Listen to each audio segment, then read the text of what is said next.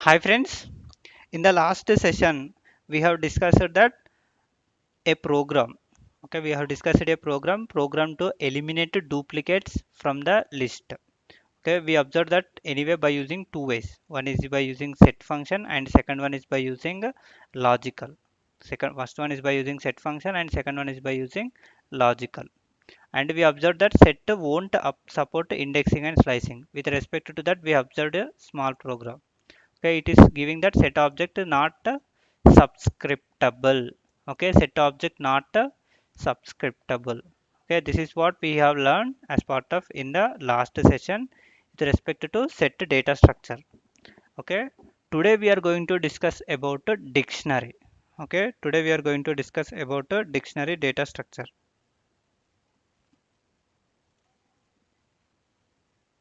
Okay, today we are going to discuss about a dictionary data structure. Today we are going to discuss about a dictionary data structure. See, dictionary data structure. So normally up to now we have used list tuple set. Okay, list tuple set to represent a group of individual objects as a single entity. Okay, up to now we have used list tuple set to represent a group of individual objects as a single entity. Then we should go for that I mean list that data structure. But if you want to represent a group of key value pairs, okay, group of objects as a key value pairs, then we should go for dictionary. Okay, first point means we can use list. We can use list comma set comma tuple. We can use a list comma set comma tuple to represent a group of individual, okay, group of individual objects as a single entity. Okay, we can use the listed set tuple to represent a group of individual objects as a single entity. Okay, single entity. Okay, so second point is nothing but if we want to represent a group of objects as a key value pairs. Okay, if we want to represent we want to represent a group of objects as a key value pairs, objects as a key value pairs, objects as a key value pairs, then we should go for then we should go for then we should go for dictionary. Okay, then we should go for dictionary. Okay, first two points means what? We can use the listed tuple set to represent a group of objects as a single entity. But if we want to represent a group of objects as a key value pairs, then we should go for dictionary. Okay, then we should go for dictionary. So example means roll number. Roll number is having name. Okay, roll number is having name. Next, phone number. Phone number means address. Phone number means address. And IP address means domain name. IP address means domain name. So this is nothing but key value pairs. Okay, this is nothing but what? Key value pairs. Clear? Phone number, IP address, and domain name. So next point. Next point is nothing but duplicate keys are not allowed, but values can be duplicated. Okay, duplicate keys are not allowed. Duplicate keys are not allowed, but values can be duplicated. Okay, but values can be duplicated. Duplicate keys are not allowed, but values can be duplicated. Okay, next point. Heterogeneous objects are allowed for both keys and values. Okay, heterogeneous objects are allowed for both keys and values. Heterogeneous objects are allowed for both keys and values. Insertion order is not preserved. Okay, insertion order is not preserved. Okay, insertion order is not preserved. Okay, insertion order is not preserved. Next, dictionaries are mutable. Okay, dictionaries are mutable.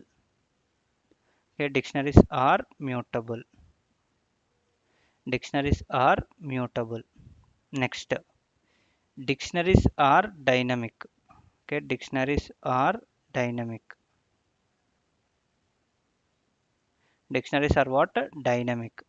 Next, indexing and slicing concepts are not applicable for dictionary. Indexing and slicing concepts are not applicable for dictionaries. Indexing and slicing concepts are not applicable for dictionaries. Okay, observe carefully. Indexing and slicing concepts are not applicable for dictionary. Clear, right?